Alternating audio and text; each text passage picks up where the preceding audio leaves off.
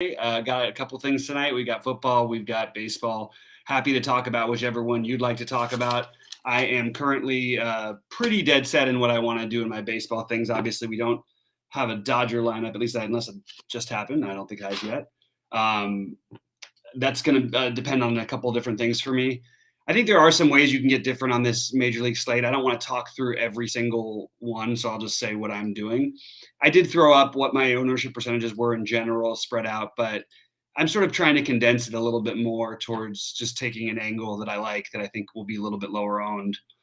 And mostly that involves Tampa Bay, which is unfortunate. They didn't release their like A-plus lineup exactly, but I still do like them, and I think there's some opportunity for them to have a big night here against Manoah, and then the Blue Jays bullpen, hopefully.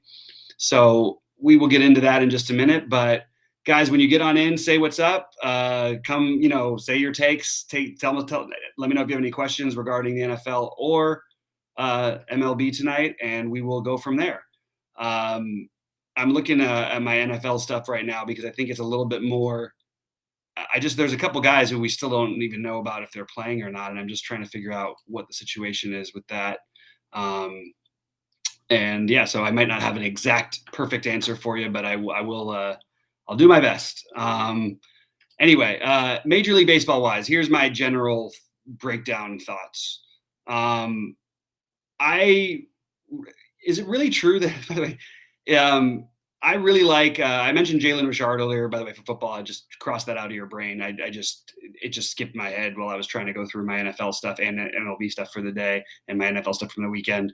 So I just sort of lost track of that Jalen Richard thing a little bit. But anyway, so let's talk about what's actually going to happen and what we want to do for today's baseball slate. And then I will jump into chat and look at questions. I am playing 50% Wainwright on DraftKings. I am playing at the moment 50% Alcantara, 50% Erod, and 30% Gilbert, and 20% Hill. That's sort of where I'm at. I don't mind being there. I'm just taking a stance against some guys who I generally really like, but I don't like them as chalk, and I don't necessarily like these specific matchups for them. I'm also fading Yu Darvish, which just makes me a little bit nervous, but I'm willing to be a little bit nervous and forego that against this Giants team in San Francisco. I'm also not playing the Padres and the Giants at all tonight. They're really just basically X'd out of my player pool. That game obviously could go, but it's in San Francisco, and I'm personally siding elsewhere.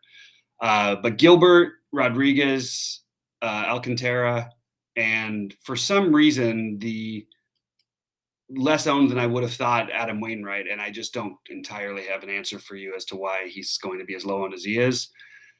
I also, unfortunately, as I predicted earlier in the video, in case you watched it, Miami has gotten a little bit of heat in terms of some of the guys being somewhat popular. Not crazy, but like Jesus Sanchez, Lewis Brinson, Chisholm, and De La Cruz are guys that I was looking at, and those first three will have some ownership. I don't think De La Cruz gets any ownership tonight, which is kind of weird because he's actually been really good, and could argue that he's a better play than Brinson. So I don't mind taking that shot a little bit where I'm going to play Astros and Dodgers. I probably will have Astros and Dodgers in most of my lineups, but I think there's a lot of ways to go with it. Jake Myers down at the bottom of the order. I like this kid who they're batting eighth, Siri. He's got a little bit of power. He's going to have some ownership too, but I'm playing him a little bit on FanDuel as well. But I'm also trying to keep my Astros and Dodgers to 3 or 4 man. The team that I am 5-man stacking is going to be Tampa Bay. I know that Manoah is good. I'm the one who's been preaching this. He's a battler. He's tough. You could argue that he should be one of the starting pitchers we use because he's not going to have crazy ownership. But I like the idea of taking a shot against a guy who's gotten a little bit wild recently, who can struggle. And you've got a Tampa Bay team that I just think every night has too low of a projected run total because of the talent that they have. Part of the problem is, though, you've got a Rosarena and Lowe out of the lineup, which hurts in more ways than one, because now we have to try to figure out what we're going to do. Like, one is the lineup. Is it worse? Is it a worse stack? But you also have cheaper options. It is a worse stack, and then you also have the pinch hit risk as a real viable possibility. But I think the ownership for this stack combined is just not going to be enough. And I love Meadows, but I think certainly interested in what should be a fairly lowish owned Nelson Cruz. So that is something that I'm doing is stacking up Tampa Bay, and they're the stack that I feel is most off the board that I feel could go the most crazy when you factor everything in. I also think you could use value from teams like Texas, which I just didn't get to. I thought Seattle. I do like Mitch Haniger as a one-off, and I am going to try and force him into a couple lineups, but it's hard because I do like the outfield, and I really like the Dodgers. But again, trying to play them as a 2 to 4 man stack rather than a 5 man on DraftKings because I want to be a little bit different, and maybe including Austin Barnes or Cody Bellinger in that stack. I do like Gavin Lux.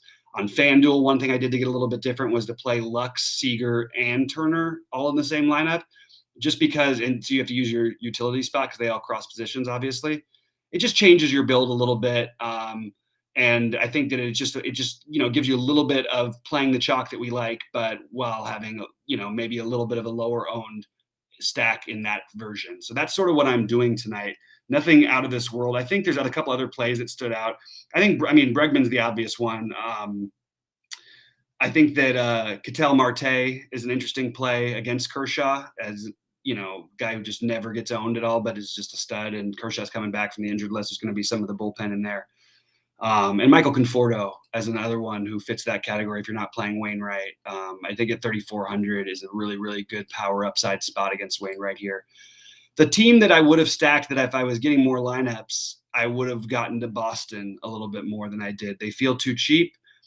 This feels like a spot where if Gilbert can get wild, which we've seen at times from him, you could really take advantage of it from a patient team. We actually haven't seen him really crazy wild much, but he did have, he had a couple 4-walk games in 5 innings.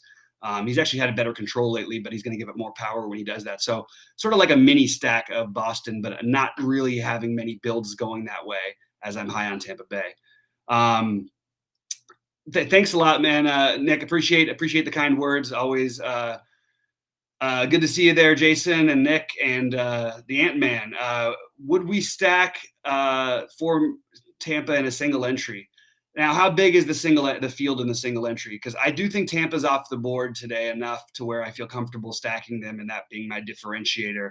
I think you can make the same argument for Boston. So I would stack 4 of Tampa in a single entry on FanDuel, but I am personally stacking them less on FanDuel because I'm getting a little different. I'm using Wainwright as my top pitcher on FanDuel. Not like crazy different. He's going to have some ownership, but I don't think it's enough. And I think that he's the safest guy to get that quality start. Maybe you could argue that Erod's a better play.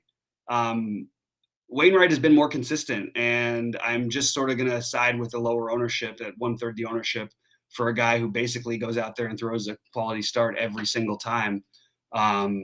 So I like that. I do like that idea though with Tampa. If I was playing one entry, would I get there? No. On DraftKings, yes.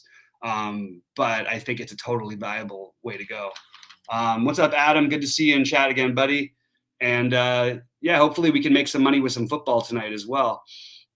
But yeah, it's pretty straightforward, small slate. I always try to remind everybody, somewhat the name of the game here is a little bit of bankroll management. You don't want to go crazy. It's just there's a lot of different ways to go. Unless if you were going to do something, if you're going to play these are the kind of slates actually that's oddly I like this on big slates too, but this slate has so many different routes of teams that are going to be unowned that I like Boston, Seattle, Tampa, to some extent San Diego, San Francisco, where if I was playing a bunch of lineups, I would get to them. Washington, Miami, not Washington. But like Soto as a one-off, even though I love Alcantara tonight, that's a play that no one's going to make. There's just a lot of plays you could do like that just to get you a little bit different. So it does sort of open it up for like a good GPP type of slate, even though it's a small slate. And what I'm doing with it is going with the Tampa side of things. I do have Miami 2-mans. Mostly it's Brinson, Sanchez, and De La Cruz, like I mentioned. And then the one team I didn't get enough of is probably going to be Boston. And that's a shame. And unfortunately, the Brandon, I love the play also because I could play Brandon Lowe over Altuve, who's going to be really chalky, and then Turner, who I like both those guys, but now you're not going to get that with Tampa. So I still do like Tampa a lot. I just think their lineup came out a little bit shakier, whereas I was going to stack them on FanDuel as well. I just ended up deciding they're in about think I have them stacked in about 50% of my lineups, maybe 60%. But even where I don't have them stacked, I do have little two-mans from Tampa mixed with two-mans from Miami to go with a four-man stack from either the Dodgers or the Astros. Let's get it tonight, Rody. Good to see you, buddy. Got to catch up with you soon, one of these days. And sorry, that was just a thing I had to take. But yeah, drop in some questions and some thoughts, because I don't love doing solo shows. I am happy to do solo like recordings, but solo shows, it's much more fun if we go back and forth and maybe talk about some things you like. So why don't you guys let me know who your favorite guys are tonight on the football slate. I'm having a little trouble with the first one. I mean, we have Baltimore with all of their running backs gone, basically. Tyson Williams obviously is supposed to get all the work. I don't mind taking a shot with a Le'Veon Bell here. I really don't. I think it's a weird way to get different in GPPs. I will have some of that. I think Latavius Murray also definitely deserves some consideration. And then on the Raiders side of it, I still need to know about Josh Jacobs before I really decide anything. So don't really know what we're going to do there. But drop in your football takes, drop in your baseball takes, drop in any questions you have. Still trying to go through the football stuff myself and really figure it out. You've got an interesting situation here set up for the Raiders. Like, I don't think there's a very likely chance that Zay Jones gets work tonight, unless I may have missed something. But am I? Wait, hold on. Henry Ruggs placed on COVID list. Yeah, rolled out. So, but I'm wondering if is that official? Henry, actually, I have to catch up on my football stuff. I've been on baseball for the last hour. Is he officially out tonight? Yes, he is. Oh no, this is old news I'm looking at. Sorry, guys. Old player news. And just as I were talking here, it looks like somebody's lineup came in. Who is it? Not really sure. I have no idea what lineup just came out, but you guys could probably let me know. In a large field, got to try Bell or Murray, and maybe just they get the work or vulture TDs. Yeah, I think that's an interesting route to go. I think the Duvernay thing is interesting. Maybe you compare it with the defense too. I think that's another completely viable route. I don't know. I'm going to take a quick look at Duvernay's projected ownership right now, because I had the feeling that he was going to be one of those little trendy picks, and he's getting some ownership. So as a captain, I think that's kind of an interesting route. It's hard for me to see, especially with Lamar. It is hard to sometimes captain other guys. Sometimes the defense makes a little bit of sense. But I think in this particular game, I'm looking at Lamar as probably going to be my captain. And I think that I really like the Watkins play. I think that he'll have less ownership than probably Duvernay and Brown. So that's who I would probably pair him with if you feel the need to pair him. If you don't, you really don't need to. Obviously, there's always Mark Andrews and our man Josh Oliver, not to be confused with John Oliver earlier in chat. That's a little reference for you. And then the other guy I'm having trouble fading is going to be a popular one, is Darren Waller, just because of the workload. And I'm sort of struggling with the actual wide receivers from the Raiders and deciding which way I want to go. I think Renfro is going to have pretty decent ownership, as will Edwards and Ruggs. And I sort of thought the home run one shot of Zay Jones at 1.8 as opposed to the Duvernay play was maybe viable, but I don't know that I even feel all that great about that, to be honest with you. And then we've got the old showdown extraordinaire, David Moore. How many times did this guy have big games at Seattle when there was a showdown slate and no one was thinking of him because he was their fifth receiver? It was really, really crazy how that would happen so often. Anyway, yeah, I kind of like what Rody says about he loves Jacobs with the uncertainty and Waller, Andrews. Rody, I know we didn't win. We got off to a good start last night in the showdown, but I think I played two lineups, but I looked at it. We had the exact same lineup, which is not that crazy in showdowns in general, but it wasn't the most chalky lineup either. It was funny because we obviously didn't talk about it beforehand, but it was the same thing.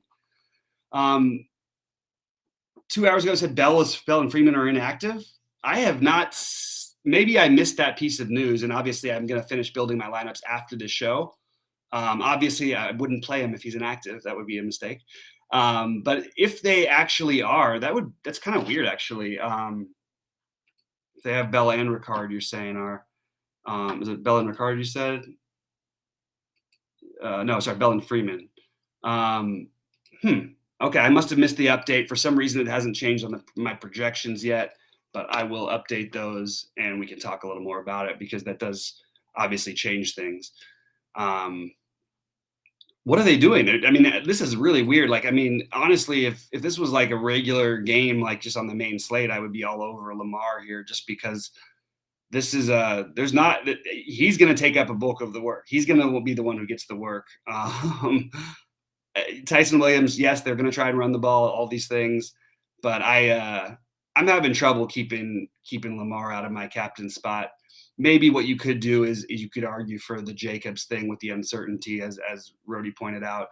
I also think that if Jacobs plays, I'm not really buying that Drake's going to get as much ownership as people are saying he will if Jacobs is in. Maybe he will, but I did like that initially as a pivot.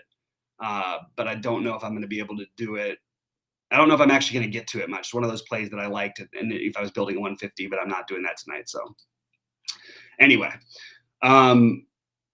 yeah. So they have Williams and Murray. Yeah, no, they have exactly. They have Williams and Murray, but it's just crazy how many people they've lost so far in this preseason. It's been nuts. I feel kind of bad for them.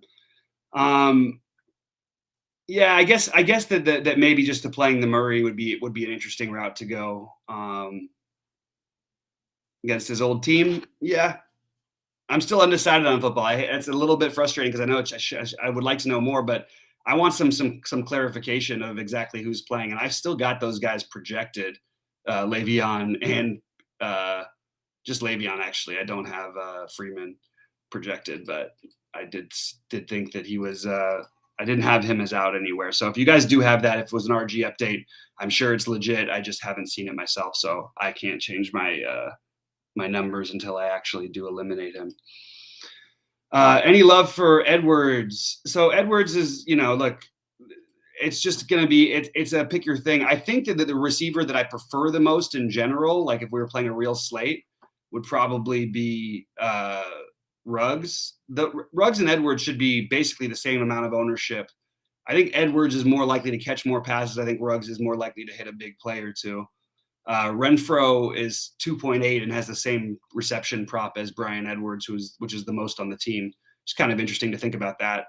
And if people really don't want to play Renfro, I think that's just a mistake. But I think that he's going to have more than the 20% he's currently projected. But it's possible. There's different ways to go in this game. Certainly some weird questionables. And I'm just taking a quick look at the ownership on the Baltimore defense. I think 15% seems about right to me. But I do like that route as well a little bit. Even though the Raiders tend to play a little bit of a safer offense, they try to throw underneath a lot. They'll take a couple shots downfield, but anyway, it's a weird little one. For what it's worth, Saberson has Bell unprojected and Bell is off of sheets. Yeah, so I think that I just missed the update. I think I was just luck doxing the other one. So no Bell. No, I'm not saying they play David Moore, by the way. I was just throwing out there that David Moore has had some big showdown slates in his past, and it's just funny to me. Every time I see his name, it makes me want to click there, even though I don't think it's a particularly viable route tonight. And it's you're right. Is he even their fifth wide receiver? I don't even know that he would qualify. I guess he's technically probably their sixth behind Snead, but he's more likely to come in. I don't know, actually, probably somewhere around there. Anyway, guys, any other questions, thoughts on baseball? I wish they would update the projections over here because I do not have Bella's out, and I'm just curious how I'm going to end up pivoting from that. For one thing, I'm going to make sure I don't have him in any of my lineups.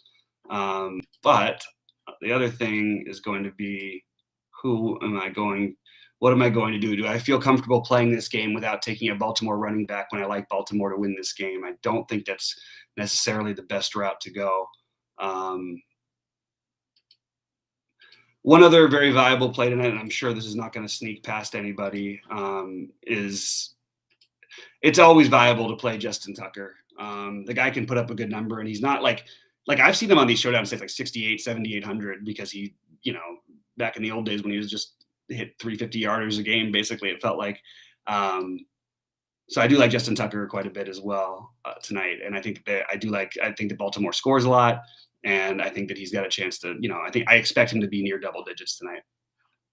I'm not getting any Cannon myself. Maybe Rody can help with that one a little bit because I haven't found myself getting there very much, like at all. So I mean, honestly, it wasn't even on my list really. So I don't know. I don't know what to say about that one.